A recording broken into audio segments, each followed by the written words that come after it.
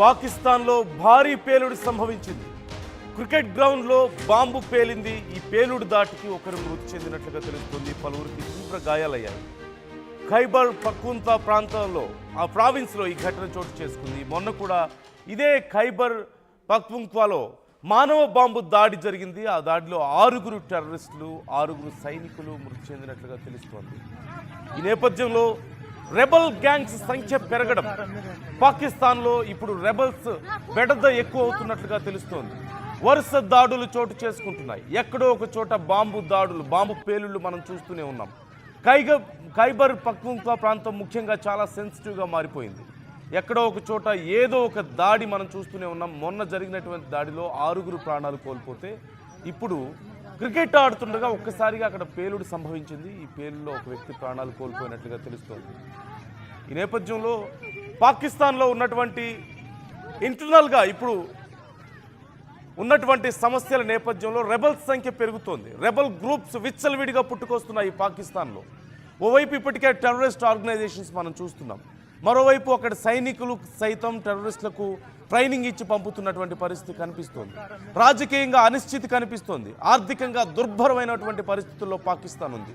ఇలాంటి తరుణంలో ప్రజలకు తిండి లేక నానా అవస్థలు పడుతుంటే మేము యుద్ధాలు చేస్తాం, భారతదేశం మీద అణుబాంబులు వేస్తామని బెదిరించుకుంటూ నాయకులు కూర్చుంటే, సైనికాధికారులు కూర్చుంటే ప్రజల పరిస్థితి ఏంటి?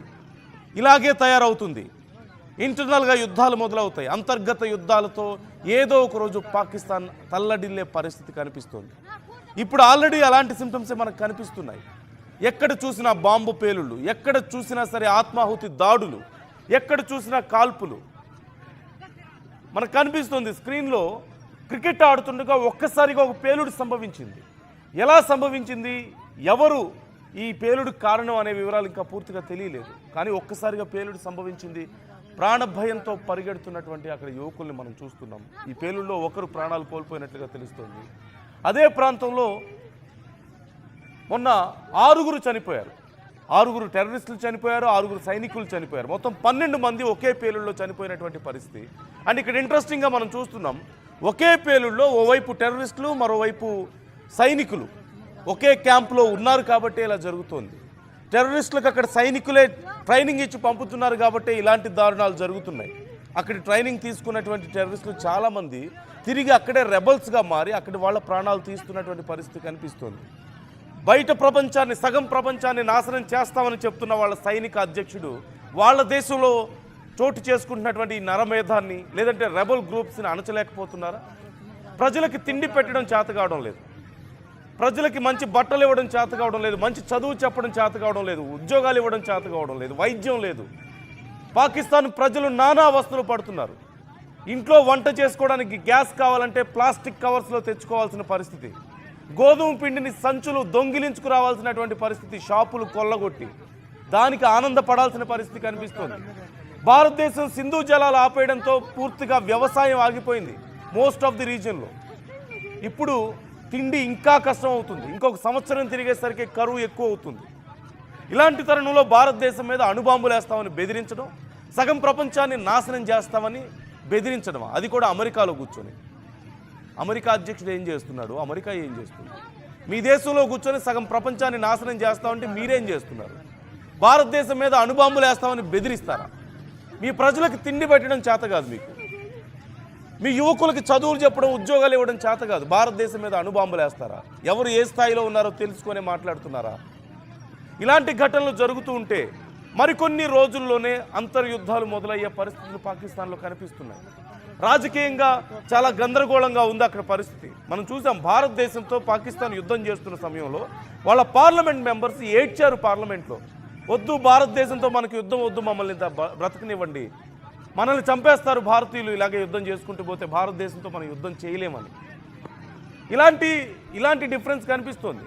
అధికారంలో ఉన్నవాళ్ళు, సైనిక అధ్యక్షులుగా ఉన్నవాళ్ళేమో ఇష్టం వచ్చినట్లుగా విచ్చలవిడిగా వ్యవహరిస్తుంటే మిగతా పార్లమెంట్ మెంబర్స్ అందరూ కూడా ఏడుస్తున్న పరిస్థితి అక్కడ కనిపిస్తుంది. రాజకీయంగా అనిశ్చితి, డబ్బులు లేవు. పాకిస్తాన్ అమెరికా దగ్గరికి వెళ్ళో, చైనా దగ్గరికి వెళ్ళో యాచిస్తే తప్పితే వాళ్ళకి డబ్బులు వచ్చే పరిస్థితి లేదు. యుద్ధం చేయడానికి ఆయుధాలు ఏమన్నా వాళ్ళు తయారు చేసుకుంటున్నారా? వాళ్ళ దగ్గర నిజంగా అంత టెక్నాలజీ ఉందా? అది కూడా అమెరికా ఇవ్వాల్సిందే, లేదంటే చైనా ఇవ్వాల్సిన పరిస్థితి కనిపిస్తుంది. ఏమీ లేదు.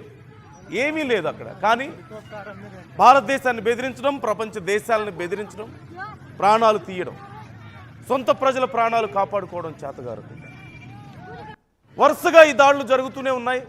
గత 3 నెలల్లో 6కు పైగా ఇలాంటి బ్లాస్టులు జరిగాయి. అనేక మంది ప్రాణాలు కోల్పోయారు. ఈ వారం రోజుల్లోనే 2 బ్లాస్టులు మనం చూస్తున్నాం. మొత్తం 13 మంది, ఒక సివిలియన్, 6 టెర్రరిస్టులు, 6 సైనికులు చనిపోయినట్లుగా మనకు కనిపిస్తుంది.